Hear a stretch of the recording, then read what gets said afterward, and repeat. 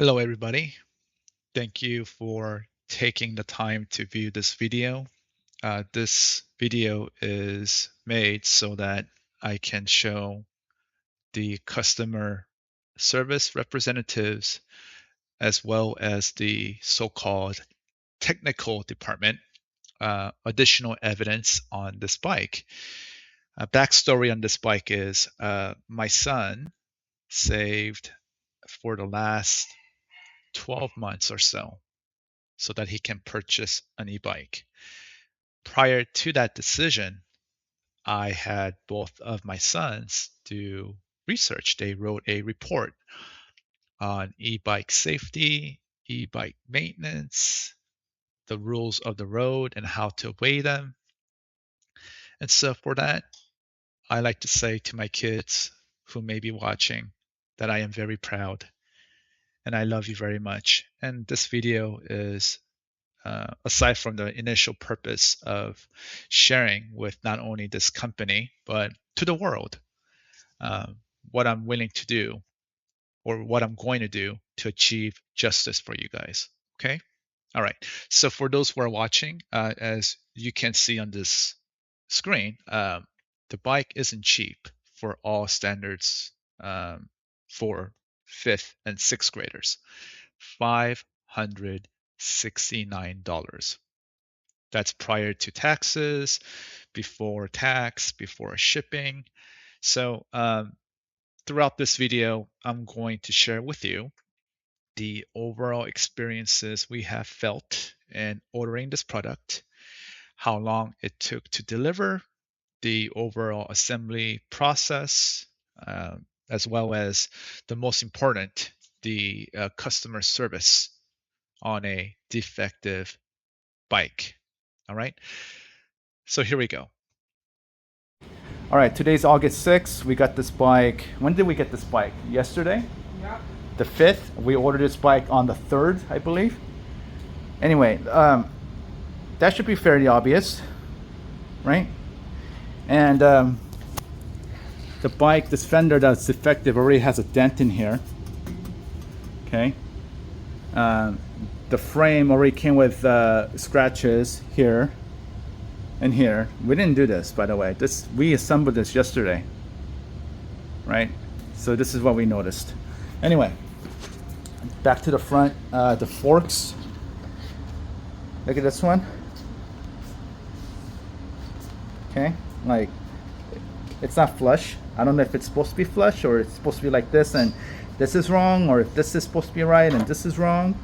But whoever pre-assembled this bike didn't do a good job, and now this bike, when you ride it, it's leaning towards the shorter end, right? So it's leaning to the right. So that's a safety issue.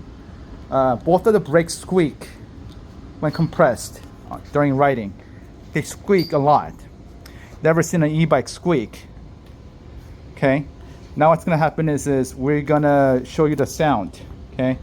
So when I say go, son, go ahead and lift it, okay? Or I'm gonna go in and give it some gas. All right, ready? All right. Okay, go. Go fast. Keep going.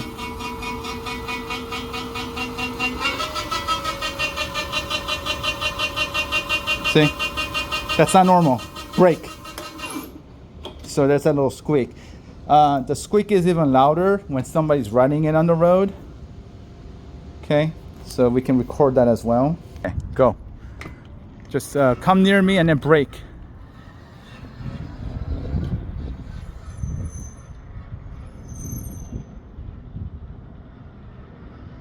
Brake right in front of me. So the brake squeaks front and back. Thank you. Now, before that video was taken, as we were unboxing the e-bike, mind you, we read those instructions twice over, even before touching a single foam piece, okay, to understand what to expect, all right? And as we were unboxing the parts, we noticed like right away things that were just not right. And we took I took photos. And the intention there was, hey, I need to let these guys know what they sent over was not right, only to find out the noise, the braking noise, all of that, that's on the video. But that's where the customer service experience came to play.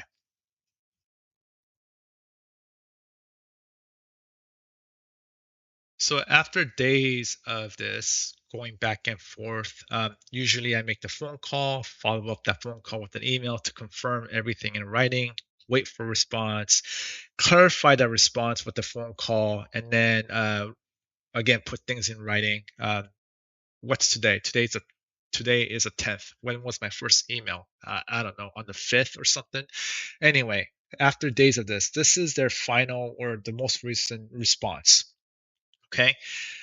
We sincerely apologize for the inconvenience. Our technical team has provided suggestions for all issues you reported. Okay, so number one, I'm not looking for your suggestions. I'm looking for your replacements. Okay, you need to replace these things. Okay, that's my big red flag from the very first sentence. Number one, dented rear fender. We recommend visiting a bike repair shop to fix the dent with a rubber mallet to avoid tire rubbing against the fender. Please send us the invoice and we will process reimbursement. Okay, secondly, first and foremost, not secondly, first and foremost, you cannot rubber mallet this anywhere. Okay, you cannot set it true with a rubber mallet. If, as you can see in the photos, this entire fender is defective. It's not just a dent. It's the entire thing is twisted into a shape. Um, I don't even know how. Okay, it seems like somebody got really upset and just decided to like take their anger out on it. All right. So a replacement would be proper. Minor scratches. Okay, so I understand that wear and tear would happen, but not on a brand new bike. On something that you have ridden around or used for quite some time, typically you get a little touch of paint here and there. But the fact remains, the bike came scratched and your quality control allowed it to go through. That is something that you must remedy with, I don't know, in our case, maybe a refund or maybe a discount of some kind, right? Front fork replacement. Could you confirm if we can ship the replacement front fork to your original shipping address? Yes, you may, but let's get technical here because you're the technical department.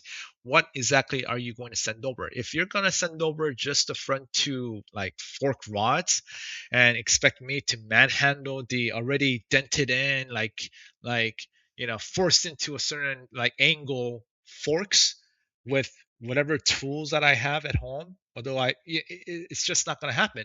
So be very specific. My expectations are the entire front fork assembly minus the tires or the wheel, maybe. Okay, I don't even know if the wheel is good at that point, right?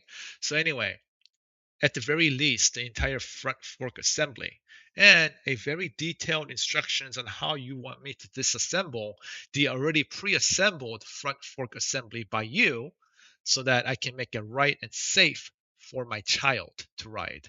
Remember, safety is a big key here. That's a liability on you guys. So let's not mess up on that. All right. Speaking of safety, sintered metal brake pads. They deliver powerful braking, high heat resistance, and good wear resistance. Nevertheless, they normally generate more metal friction noise than resin brake pads, which is common. Okay, so half truth. Okay, half truth.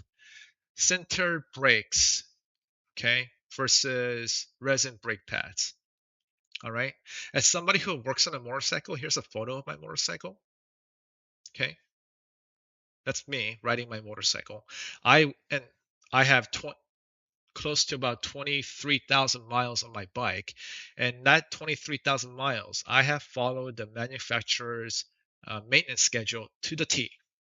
All right, that includes brake pads. That includes everything from radiator fluid, coolant to brake fluid, you name it. I done it all, right? And I'm not new to bicycles myself. I have a mountain bike, which actually has better brakes than the brakes that came with your bike. Uh, and I know how to maintain those, right?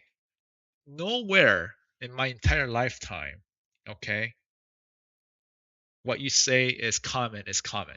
It's uncommon. So please, let's not try to pass this thing off as normal. What I would expect is you to send over new brake pads. I can give it a shot. And if they still squeak every half rotation like they have been so far, then it's warped rotors. Okay, it's not calipers right away. Because if they were calipers, here's a photo of the caliper. I don't see the calipers being misaligned or the pads that they hold, okay, rubbing against the rotor from uh, decompression. Okay, you see that? There you go. You may try these methods to reduce noise. Okay, how about you may replace these parts? That would be ideal. Uh, Clean the brake pads and rotor with alcohol. Realign the caliper. Again, the realignment of the caliper is a non-issue. There's a photo for you. Loosen the caliper bolts, squeeze and hold the brake lever, then retighten the bolts to let the caliper self-center.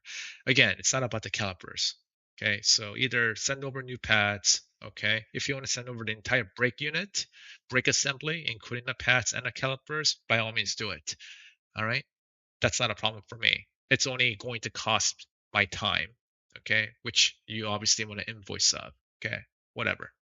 Okay, I'm not cheap, by the way. Uh, Again, long story short, you received perfectly good currency from my son, over $600 of that currency. You receive that currency in your account. When it hits your account, you can convert that to any type of currency you want, okay? And you're able to use it without any problems. We never sent you broken currency or defective currency or misaligned currency or skewed currency or squeaking currency.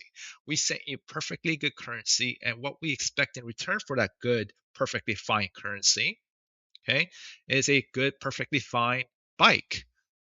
And if you're not willing to replace the bike, then send over replacement parts, not rubber mallet something into shape, okay? Or get paint myself. How about you send over the paint along with the fender and the pads and the entire front fork assembly. That's the front end of the bike, minus the wheels and minus the headlight, and proper instructions and extra hardware just in case your bolts go stripping away. All right.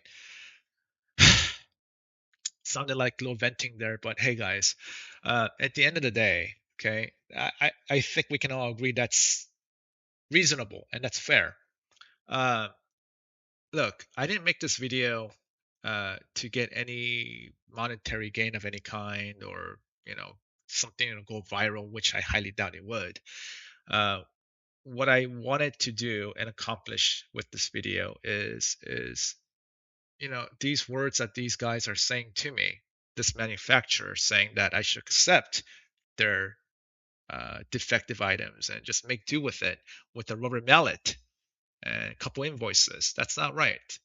When you take good, hard-earned currency from a sixth grader, okay, you go well and beyond to provide, okay, something of equal value, which you have advertised clearly on your website. The e-bike on your website doesn't have dented in fenders and bent out of shape fenders and squeaky tires or wheels or brakes or calipers or pads or brake pads, right? You sell your bike based on how you advertise them. And that expectation should hold true in the quality of those products that you exchange for currency. All right. The only problem here is things are much worse for you because you did take money from my kid. He's a sixth grader. You took money from him. Okay. And this by far is his only ever first big purchase. Everything else is just $10 books here and there. This is a $600 item that he saved up for to buy from you. And you have responded with this. Okay. All right.